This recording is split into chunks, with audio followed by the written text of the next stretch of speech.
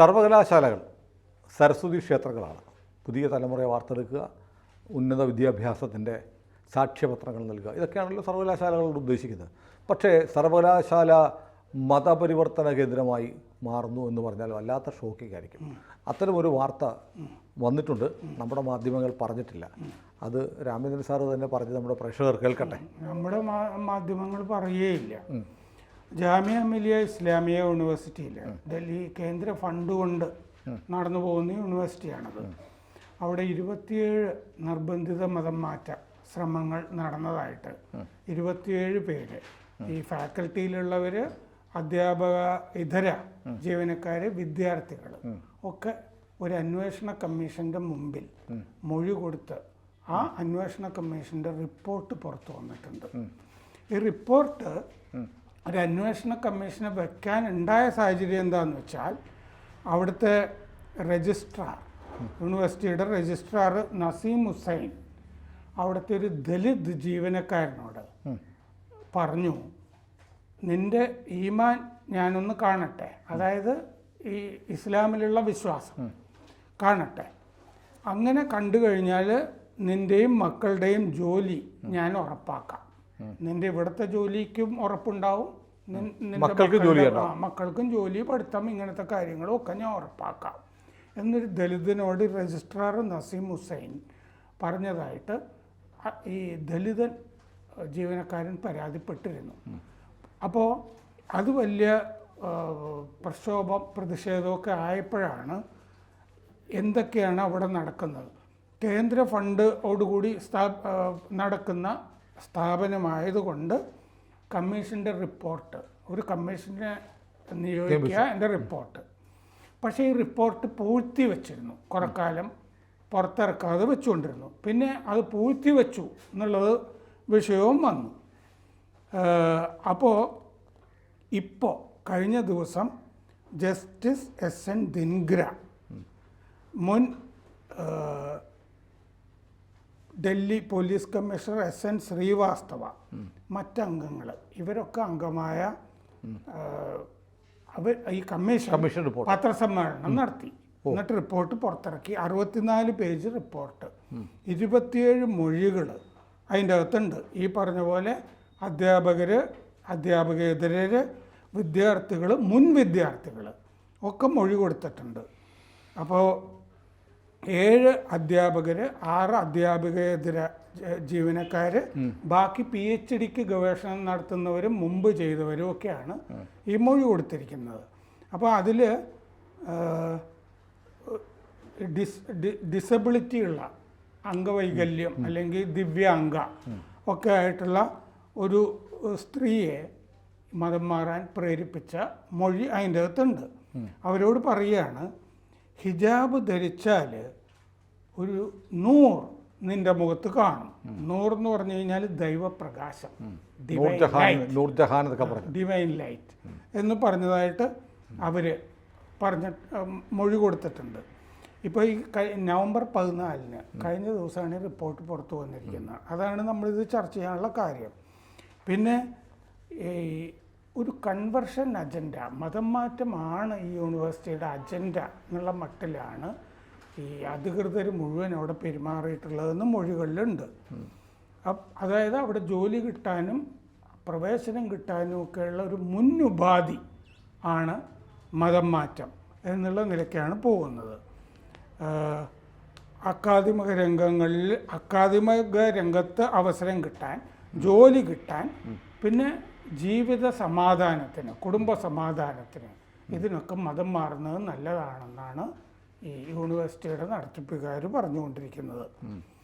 അവിടെ അസിസ്റ്റൻറ്റ് പ്രൊഫസറായിട്ടുള്ള ഒരു സ്ത്രീ, കുറച്ച് മൊഴികൾ ഞാൻ പറയാം, 4-5 എണ്ണം, ബാക്കിയുള്ള മൊഴികളൊക്കെ കുഴപ്പം പിടിച്ചതാണ്.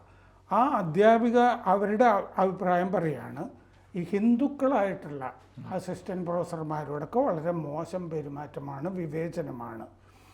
PhDക്ക് ഇവർ രജിസ്റ്റർ ചെയ്തിരുന്നു. വിവാഹം ചെയ്യുന്നത് ഒരു മുസ്ലിമിനെ ആയാൽ കൊള്ളാം എന്നൊക്കെ ഈ അധികൃതർ പറഞ്ഞിരുന്നു, ചെയ്തില്ല. വിവാഹം കഴിഞ്ഞിട്ട് ഇവർ സെപ്പറേറ്റഡ് ആയി ഭർത്താവിൽ നിന്ന്.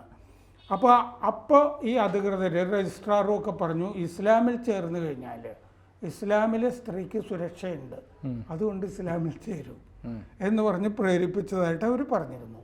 ഹിന്ദുക്കളുടെ ആചാരങ്ങളൊക്കെ അസംബന്ധമാണ് എന്ന് പറഞ്ഞിട്ട് ആചാരങ്ങളൊക്കെ ഇവരുടെ രീതിയിൽ വിവരിച്ചിട്ട് നിങ്ങൾ ആചാരങ്ങളിലൊന്നും നിൽക്കരുത്. അപ്പോൾ ഇവർ അതിനൊന്നും വഴങ്ങിയില്ല.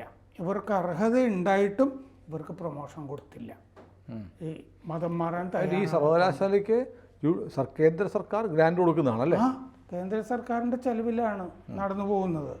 അതിൻ്റെ ഈ നമ്മുടെ അലിഗഡ് മുസ്ലിം യൂണിവേഴ്സിറ്റിയുടെ രൂപവൽക്കരണത്തിലും പ്രശ്നമുണ്ടല്ലോ ഇപ്പോൾ, ന്യൂനപക്ഷ പദവിയുടെ കാര്യം പ്രശ്നം വന്ന പോലെ എന്ന പോലെ തന്നെയാണ് ഇതും തുടങ്ങിയതും ഒക്കെ.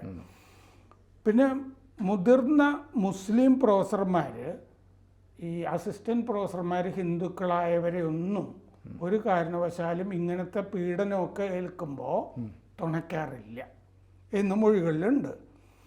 പിന്നെ മുസ്ലിം പ്രൊഫസർമാരുടെ വെപ്പാട്ടിയാകാമോ എന്ന് ചോദിച്ചതായിട്ടും ഈ പ്രൊഫസറുടെ മൊഴിയിലുണ്ട്. ഈ സെപ്പറേറ്റഡ് ആയ അവരുടെ മൊഴിയിലുണ്ട്. അവർക്കാവുമ്പോൾ ഒന്നിൽ കൂടുതലാകാൻ. അതുകൊണ്ടാണ്. വേറൊരു മൊഴി, ഇവർ അവിടെ ഉന്നതമായ ഡെപ്യൂട്ടി രജിസ്ട്രാർ പദവിയിലുള്ള ഒരാളുടെ മൊഴി. അവർക്ക് ക്യാബിനും കാര്യങ്ങളും ഒക്കെ ഉണ്ട്. എക്സാമിനേഷൻ്റെ ബ്രാഞ്ച് സ്റ്റാഫ് ഇവരെ അപമാനിച്ചു എന്നവർ പറഞ്ഞിട്ടുണ്ട്.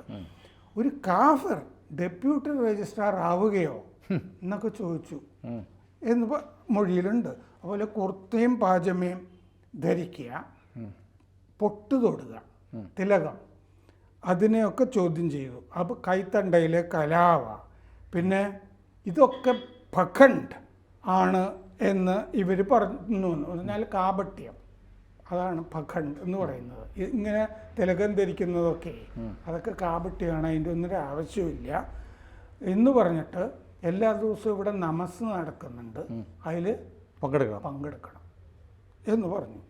ഇനി വേറൊരു മൊഴി, ഈ ഇവരുടെ മതവിശ്വാസം അടിച്ചേൽപ്പിക്കാനായിട്ട് ഈ യൂണിവേഴ്സിറ്റി അധികൃതർ ശ്രമിക്കുന്നുണ്ട് എന്നാണ് ഒരു സ്ത്രീയുടെ മൊഴി. ഈ ഇസ്ലാം വിശ്വാസം നിങ്ങൾ ഫോളോ ചെയ്താലേ നിങ്ങൾക്ക് കോഴ്സ് കംപ്ലീറ്റ് ചെയ്യാൻ പറ്റൂ എന്ന് പറഞ്ഞിരുന്നു. പിന്നെ ജോലിക്ക് ചേരുമ്പോൾ ഈ സ്ത്രീ അവിടെ തന്നെ കോഴ്സ് കംപ്ലീറ്റ് ചെയ്യുകയൊക്കെ ചെയ്തു. അത് കഴിഞ്ഞ് ജോലി അവിടെ കിട്ടി. ജോലിക്ക് ചേരുമ്പോൾ വിവാഹിതയല്ല, അത് കഴിഞ്ഞാണ് വിവാഹം ചെയ്യുന്നത്. പക്ഷേ അവിടുത്തെ പ്രൊഫസർ അമുത്തുൽ ഹലീം ബലാത്സംഗ ഭീഷണി മുഴക്കി എന്ന് ഈ പ്രൊഫസറുടെ പേര് മൊഴിയിലുണ്ട്. പ്രൊഫസർ അമീത്തുൽ ഹലീം ഇങ്ങനെ ബലാത്സംഗം ചെയ്യും, ആസിഡ് ആക്രമണം നടത്തും എന്നൊക്കെ ഭീഷണിപ്പെടുത്തി എന്ന് പറയുന്നുണ്ട്. വേണ്ടി വന്നാൽ കൊലപാതകം നടത്താനും മടിക്കില്ല ഈ ഇസ്ലാമിക വിശ്വാസമൊക്കെ സ്വീകരിച്ചില്ലെങ്കിൽ. ഇവർ വിവാഹം ചെയ്തു ഹിന്ദുവിനെ തന്നെ. അത് കഴിഞ്ഞ് 2 വർഷം കഴിഞ്ഞപ്പോൾ ഭർത്താവ് മരിച്ചുപോയി. പിന്നെ ഭീകരമായ സമ്മർദ്ദമായി ഇവരുടെ മുകളിൽ. ഞങ്ങൾ നേരത്തെ തന്നെ പറഞ്ഞതല്ലേ ഇസ്ലാമിൽ ചേരാൻ, ഇപ്പം കണ്ടില്ലേ ഭർത്താവ് മരിച്ചുപോയി, ഇനിയും ഇസ്ലാമിൽ ചേർന്നുകൂടെ എന്നൊക്കെ പറഞ്ഞ് സമ്മർദ്ദം വന്നായിട്ട് മൊഴിയിൽ വന്നിട്ടുണ്ട്. വേറൊരു അസിസ്റ്റൻറ്റ് പ്രൊഫസർ 2 മാസം കഴിഞ്ഞപ്പോഴേ ഡോക്ടർ സയ്യിദ് ഷാഹിദ് അലി എന്ന് പറഞ്ഞ പ്രൊഫസർ വന്നൊരു ഖുറാൻ കൊടുത്തു വന്നു കയ്യിൽ. ഈ ഖുറാനൊക്കെ വായിച്ച് ഇനി ഈ വിശ്വാസത്തിലേക്കൊക്കെ വരിക. ഈ പല മൊഴികളിലും ഈ മുതിർന്ന പ്രൊഫസർമാർ ഈ ഹിന്ദു അസിസ്റ്റൻറ്റ് പ്രൊഫസർമാർക്ക് ഖുറാൻ കൊണ്ടുവന്ന് കൊടുക്കുന്ന കാര്യം പല മൊഴികളിലും ഇത് പറയുന്നുണ്ട്. ഇത് വായിക്കുമെന്ന് പറഞ്ഞിട്ട്. ഇനി വേറൊരു അവസാനം ഒരു മൊഴി, അസിസ്റ്റൻറ്റ് പ്രൊഫസർ ആദ്യ മാസം ഇസ്ലാമിക് സ്റ്റഡീസിൽ ഒരു പ്രൊഫസർ വന്നിട്ട് ഖുറാൻ കൊടുത്തു, ഇത് വായിക്കുമെന്ന് പറഞ്ഞിട്ട്. വേറെയും 3 പേര് കൊണ്ടുവന്ന് ഖുറാൻ കൊടുത്തു. ഖുറാനുകളുടെ ശേഖരമായി. എന്നിട്ട് ഇതൊന്നും വായിക്കുന്നില്ല, ഇസ്ലാമിക വിശ്വാസത്തിൽ ചേരുന്നില്ല എന്ന് കണ്ടിട്ട് ഇവർക്കെതിരെ ആരോപണങ്ങൾ, പലതരം ആരോപണങ്ങൾ. പെരുമാറ്റം ശരിയല്ല, സ്വഭാവം ശരിയല്ല എന്നൊക്കെ പറഞ്ഞിട്ട് പ്രൊമോഷൻ കൊടുത്തില്ല. അത് പ്രൊമോഷൻ കൊടുക്കുകയുമില്ല എന്ന് പറഞ്ഞിട്ട് ഈ രജിസ്ട്രാർ നസീം ഹുസൈൻ അൽ ജത്താരി അയാൾ നീ ഇസ്ലാമിൽ വന്നില്ലെങ്കിൽ പ്രൊമോഷനും ഇല്ല എന്ന് പറഞ്ഞു വന്നു. പിന്നെ ഒരുപാട് മൊഴികളിൽ കാണുന്ന ഒരു സംഗതി, ഇവരെ കാണുമ്പോൾ അസ്സലാമു അലൈക്കും എന്ന് പറയണം, അല്ലാതെ നമസ്കാരം എന്നോ നമസ്തേ എന്നോ ഗുഡ് മോർണിംഗ് എന്നോ എന്നൊന്നും പറയാൻ പറ്റില്ല. അത് ഒരുപാട് മൊഴികളിൽ കാണുന്നുണ്ട്. അതൊരു സ്ഥിരം പരിപാടിയായിരുന്നു എന്ന് തോന്നുന്നു. അസ്സലാമു അലൈക്കും എന്ന് പറയണമെന്ന് പ്രൊഫസർ സഹീറുദ്ദീൻ പറഞ്ഞതായിട്ട് ഒരു മൊഴിയുടെ അകത്ത് വരുന്നുണ്ട്. ഇങ്ങനെയുള്ള മൊഴികൾ കൊണ്ട് സമ്പന്നമാണ് ഈ റിപ്പോർട്ട്. ഈ റിപ്പോർട്ട് കഴിഞ്ഞ ദിവസം പത്രസമ്മേളനത്തിൽ പുറത്തിറക്കിയതാണ്. എന്നിട്ടും മുഖ്യധാരാ മാധ്യമങ്ങളും മുക്കി. അതങ്ങനെയാണല്ലോ. ഇപ്പോൾ ഈ ഇന്ത്യയിൽ ഏതെങ്കിലും ഒരു സർവകലാശാലയിലോ കോളേജിലോ ഇതുപോലെ ഭഗവത്ഗീത കൊടുക്കുകയോ ബൈബിൾ കൊടുക്കുകയോ ചെയ്താൽ വലിയ വാർത്തയാകും, വലിയ പ്രശ്നമായിരിക്കും. ഖുർആനാണെങ്കിൽ അത് നമ്മൾ ക്ഷമിക്കണം. സർവകലാശാലകൾ മുതൽ എല്ലാ സ്ഥാപനങ്ങളും റിക്രൂട്ട്മെൻറ്റ് സെൻറ്ററുകളാണ്. കാരണം അത് മതേതരത്വത്തിൻ്റെ ഭാഗമാണ്. മതേതരത്വം, മുസ്ലിം എന്ന് പറഞ്ഞാൽ ഒരു മതമല്ലല്ലോ, ഒരു ജീവിത രീതിയാണല്ലോ. അതെ, സന്ദീപ് വാര്യരും വായിച്ചു തുടങ്ങി. അതെ അതെ, സന്ദീപ് വായിച്ചിട്ടുണ്ടാവാം. പൊന്നാനി വരെ പോകേണ്ട സമയം കിട്ടിക്കാണും ഇലക്ഷൻ കഴിഞ്ഞാൽ. പെരിന്തൽമണ്ണയിൽ ഇതൊന്നും അധികം ദൂരമല്ല. ഏതായാലും രാജ്യത്ത് അറിയപ്പെടുന്ന സർവകലാശാലയാണ് ജാമിയ മിലിയ. അവിടെ പക്ഷെ നടക്കുന്നത് ഒന്നാം തരം മസ്തിഷ്ക പ്രക്ഷാളനമാണ്. അതൊരു റിക്രൂട്ട്മെന്റ് സെന്ററായി അതപ്പതിച്ചിരിക്കുന്നു. അതെ. കൂടുതൽ വാർത്തകളും വിശേഷങ്ങളും നിങ്ങളിലേക്ക് എത്താൻ ABC മലയാളം സബ്സ്ക്രൈബ് ചെയ്യുക, ബെൽബട്ടനും അമർത്തുക.